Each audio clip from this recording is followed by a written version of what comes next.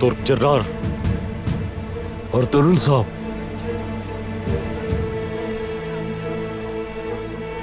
आपके लिए पैगाम है मेरे पास।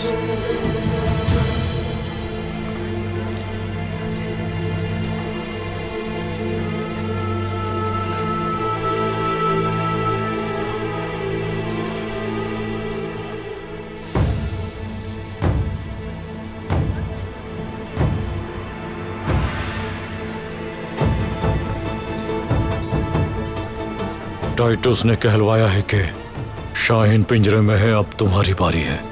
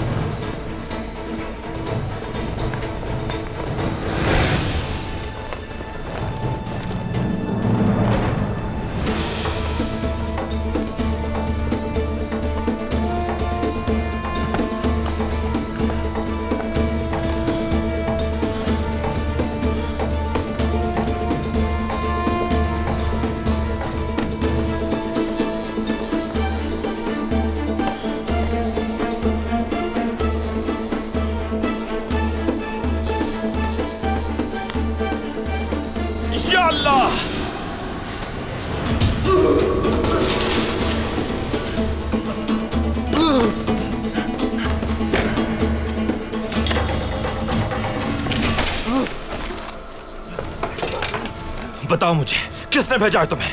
किसके आदमी हो तुम? बताओ, बताओ मेरा आदमी कहाँ है? बोलो, बोलो। शहजादा कहाँ है? बताओ मुझे।